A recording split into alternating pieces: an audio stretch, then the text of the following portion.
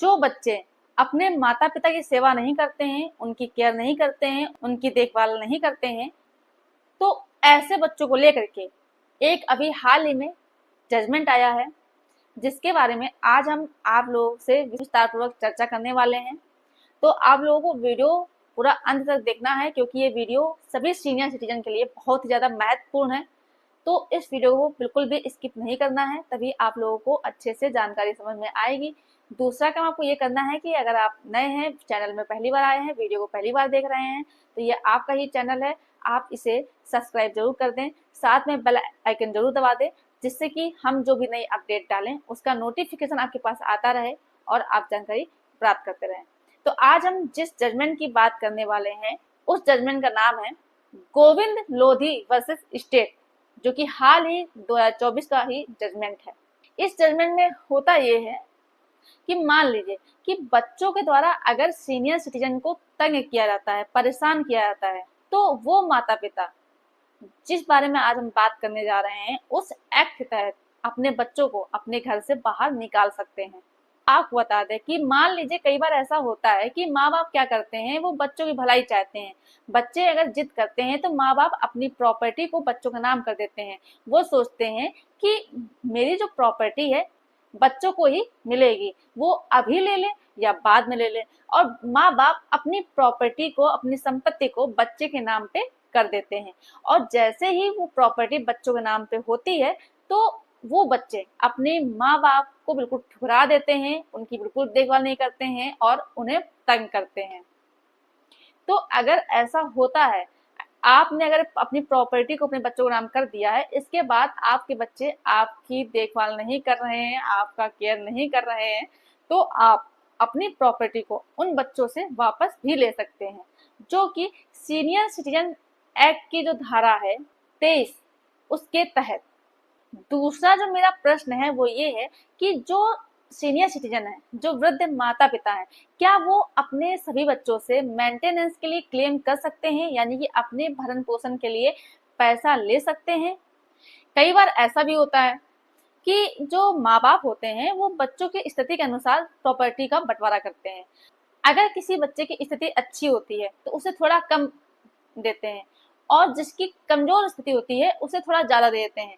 और कभी कभी ऐसा भी होता है कि अगर बच्चा अच्छा खासा कमा रहा है, कोई भी समस्या नहीं है, तो जो बच्चा कम कमाता है, जो गरीब है, उसे प्रॉपर्टी पूरी पूरी दे देते हैं माँ बाप, और जो अच्छा खासा है उसे प्रॉपर्टी नहीं देते हैं।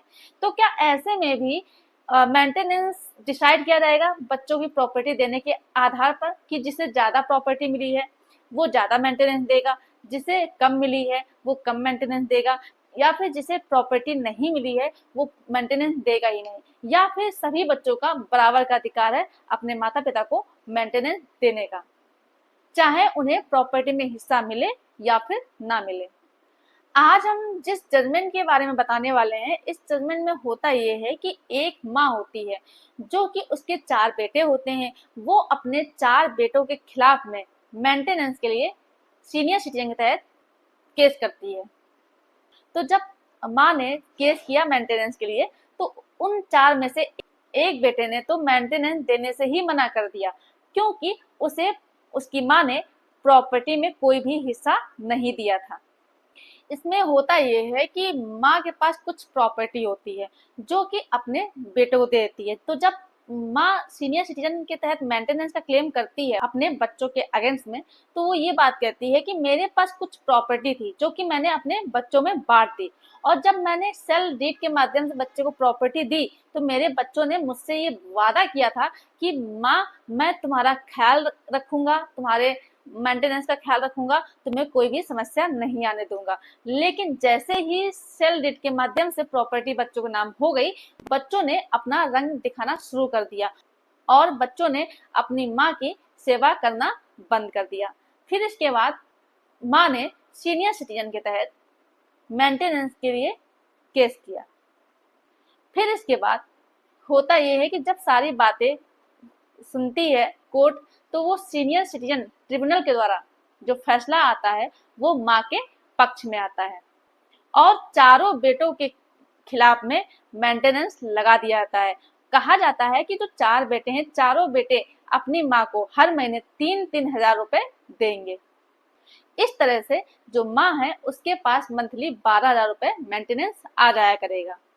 जब ट्रिब्यूनल का आदेश आया तो उसके बाद एक बेटे ने इस ऑर्डर को देखा और इस ऑर्डर से सहमत नहीं हुआ।